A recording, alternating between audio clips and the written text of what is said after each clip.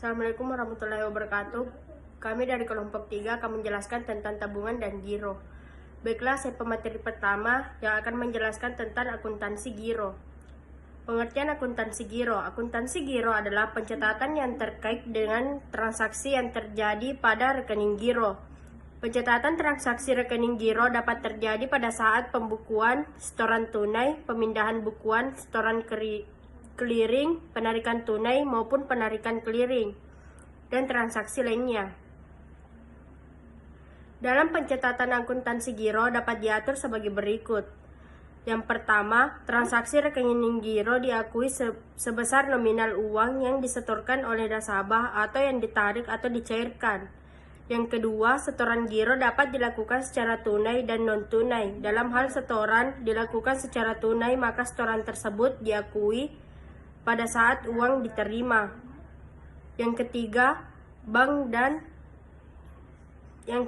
bank akan memberikan imbalan kepada pemegang rekening giro. Besarnya imbalan yang diberikan tergantung kebijakan masing-masing bank. Yang keempat, dalam hal rekening giro bersaldo negatif, maka bank dapat memberikan kredit overdraft. Kredit overdraft adalah kredit yang diberikan untuk memberikan tambahan dana ke rekening giro nasabah bila terdapat penarikan cek dan atau biliet giro yang jumlahnya melebihi saldo rekening giro. Bank akan membebankan bunga overdraft. Baiklah, materi yang kedua yaitu pencatatan transaksi tabungan. Yang pertama, pencatatan pembukuan rekening dan penyetoran tabungan.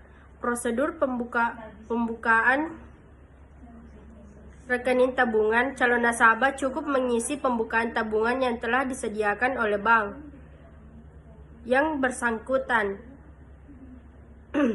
Formulir tersebut antara lain harus diisi dengan data pribadi penabung.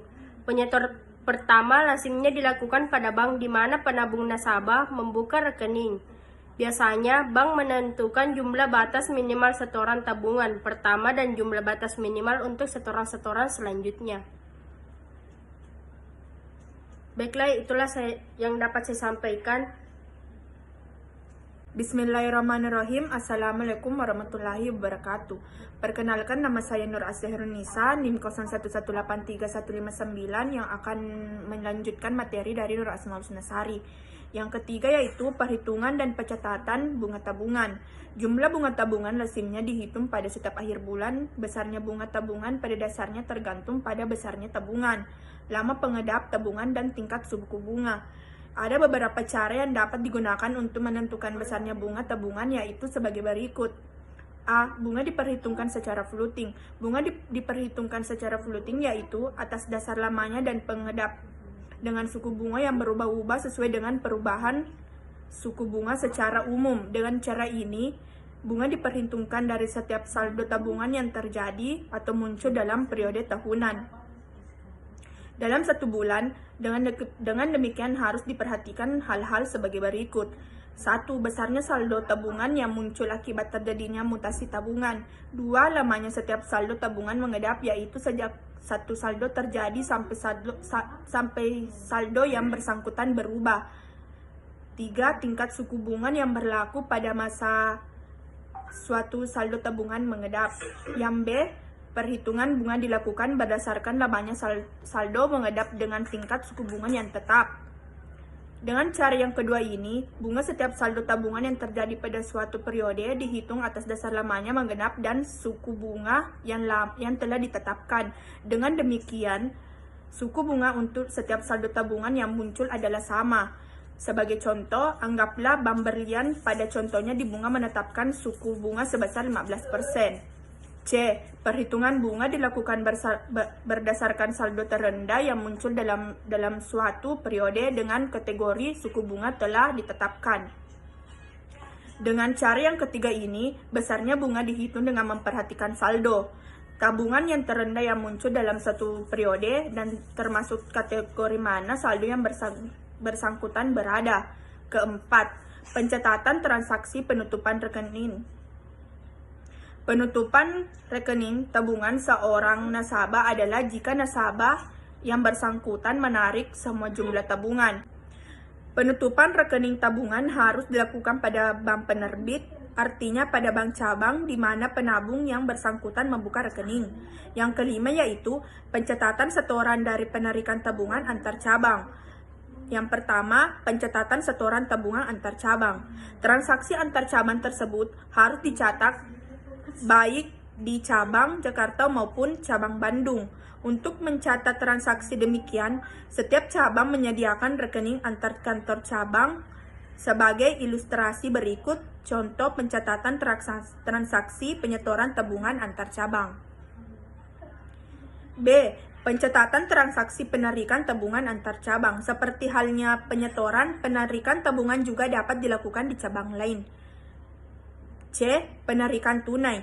Penarikan tunai merupakan penarikan tabungan yang dilakukan oleh nasabah secara langsung ke pihak bank, yakni dengan cara membawa buku tabungan, kartu ATM, kartu identitas, dan biasanya harus mengisi slip penarikan. Yang pertama yaitu tabungan swasta. Tabungan swasta terdiri atas dua tabungan, yaitu tabungan perusahaan dan tabungan rumah tangga. Di negara-negara berkembang, tabungan swasta domestik mempunyai peranan yang besar dalam mendukung pembentukan modal, di mana komponen utamanya berasal dari tabungan rumah tangga selain dari tabungan perusahaan. Sekian materi saya. Baik, bismillahirrahmanirrahim. Terima kasih atas kesempatannya. Nama saya Rahaya Sari Rafli, NIM 011836161. Di sini saya akan melanjutkan materi dari pemateri sebelumnya. Langsung saja, adapun tabungan yang kedua yaitu tabungan publik atau public saving adalah pendapatan pajak yang tersisa pada pemerintah setelah dikurangi pengeluaran pemerintah. Selanjutnya ada beberapa alat penarikan tabungan, yaitu yang pertama buku tabungan. Buku tabungan yaitu buku yang dipegang nasabah di mana berisi catatan saldo tabungan, penarikan, penyetoran, dan pembebanan yang mungkin terjadi. Buku ini digunakan pada saat penarikan sehingga langsung dapat mengurangi saldo yang ada di buku tabungan tersebut. Selanjutnya yang kedua, slip penarikan merupakan formulir penarikan di mana nasabah cukup menulis nama, nomor rekening, jumlah uang, serta tanda tangan nasabah untuk menarik sejumlah uang. Yang ketiga itu kwitansi, merupakan bukti yang dikeluarkan oleh bank yang fungsinya sama dengan slip penarikan, di mana tertulis nama penarik, nomor penarik, jumlah uang, dan tanda tangan penarik. Alat ini juga dapat digunakan secara bersamaan dengan tabungan. Yang keempat, kartu ATM. Cara penarikan tabungan di bank, nasabah dapat melakukan penarikan tabungan dengan dua cara, yaitu penarikan tunai nasabah secara langsung yang datang ke bank dengan cara membawa buku tabungannya, kartu ATM, kartu identitas, dan misalnya harus mengisi slip penarikan, atau bisa juga dengan melakukan penarikan lewat mesin ATM, tentunya dengan menggunakan kartu ATM bank tersebut. Yang kedua, penarikan non tunai merupakan penarikan tabungan yang dapat dilakukan dengan menggunakan sarana lain yang disediakan oleh bank selain kartu ATM dan tabungan. Selanjutnya D. Bunga tabungan dan cara perhitungannya. Adapun metode atau cara menghitung bunga tabungan yaitu saldo terendah dan saldo rata-rata. Yang pertama, cara menghitung bunga tabungan bank berdasarkan saldo terendah. Cara menghitung bunga ini, bunga yang Anda peroleh dalam satu bulan tergantung dari jumlah saldo terendah Anda. Adapun rumus perhitungan bunganya yaitu saldo terendah dikali suku bunga tabungan per tahun dikali jumlah hari dalam satu bulan, kemudian dibagi jumlah hari dalam satu tahun. Yang kedua itu cara menghitung bunga tabungan bank berdasarkan saldo rata-rata. Bunga dalam 1 bulan dihitung berdasarkan saldo rata-rata dalam bulan berjalan. Saldo rata-rata dihitung berdasarkan jumlah saldo akhir tabungan setiap hari dalam bulan berjalan, dibagi dengan jumlah hari dalam bulan tersebut. Adapun cara menghitungnya yaitu saldo rata-rata per hari kali suku bunga tabungan per tahun kali jumlah hari dalam berjalan dan dibagi jumlah hari dalam 1 tahun. Sekian materi dari saya. Jika ada kesalahan mohon dimaafkan. Assalamualaikum warahmatullahi wabarakatuh. Bismillahirrahmanirrahim. Assalamualaikum warahmatullahi wabarakatuh. Perkenalkan, nama saya Doni Dwi Prasetyo, NIM 01183162, Prodi Ekonomi Syariah kelompok 6. Di sini saya akan melanjutkan materi dari materi sebelumnya. Di sini saya akan membahas tentang hadiah untuk penabung. Hadiah untuk penabung. Bank sering menyelenggarakan tabungan berhadiah. Hadiah yang diberikan di dalam pandangan akuntansi dicatat sebagai biaya. Pandangan akuntansi dicatat sebagai biaya. Biaya ini umumnya diperhitungkan proporsional dengan kemampuan suatu cabang dalam menghimpun dana melalui tabungan. Total biaya hadiah ditentukan sekian persen dari total dana tabungan yang dihimpun dari seluruh cabang termasuk kantor pusat, ditambah sumbangan untuk sosial melalui pemerintah dan pajak undian. Nilai hadiah undian sebelum sumbangan sosial berkisar antara 0,1% hingga 0,5% dari posisi saldo tabungan bank yang bersangkutan. Sambungan sosial sekitar 10% dan pajak undian sekitar 25%. Selanjutnya yang saya akan bahas yaitu tabungan ongkos naik haji. Tabungan haji adalah simpanan yang digunakan untuk biaya penyelenggaraan ibadah haji atau BPIH. Syarat membuka tabungan ini sangat mudah, cukup melampirkan KTP atau SIM dan menyerahkan setoran awal minimum sesuai dengan ketentuan masing-masing bank. Langkah ini menyangkut hal-hal penting yang mesti Anda pahami mengenai rencana untuk pergi ke Tanah Suci, yaitu yang pertama memilih jenis ONH. Ketika memilih ONH Plus, berarti Anda sudah tidak perlu pusing lagi dengan segala kebutuhan yang mesti ditangani sendiri selama di Arab Saudi. Segala biaya termasuk akomodasi dan konsumsi sudah ditanggung oleh penyelenggara ONH Plus. Dan yang kedua yaitu periksa biaya haji.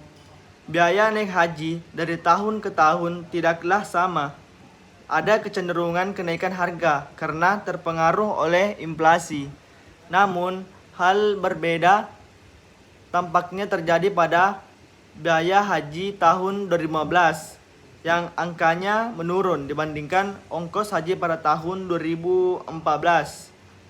Tahun 2015 ini, biaya haji yang ditetapkan oleh pemerintah berkisar 34 juta rupiah. Nominal tersebut tertuang dalam Peraturan Presiden atau Perpres nomor 64 tahun 2015 tentang biaya penyelenggaraan ibadah haji tahun 1436 Hijriah atau 2015 Masehi. Pada tahun sebelumnya, tahun 2014, biaya haji mencapai 41 juta. Yang ketiga yaitu memilih bank. Tidak semua bank di Indonesia menawarkan program tabungan haji. Umumnya, bank yang menyediakan layanan tersebut adalah bank-bank yang berkonsep syariah, tetapi tidak jarang pula bank konvensional yang menawarkan produk tersebut. Pastikan Anda mendatangi bank yang berkompeten untuk mengelola tabungan haji Anda supaya tidak menimbulkan masalah ke depannya. Yang keempat yaitu menetapkan setoran. Meskipun tiap bank menyediakan tabungan haji sudah mencantumkan setoran minimal, ada baiknya jika Anda jika Anda menentukan sendiri secara konsekuen nominal yang akan Anda setorkan kepada pihak bank tiap bulannya. Jika hanya mengikuti setoran minimal dari pihak bank, nilai tabungan haji Anda tidak akan bertambah secara signifikan dan impian Anda untuk pergi haji akan menjadi semakin lama untuk terwujud. Itulah yang bisa saya sampaikan. Apabila ada kesalahan mohon dimaafkan. Wabillahi taufiq wal hidayah. Wassalamualaikum warahmatullahi wabarakatuh.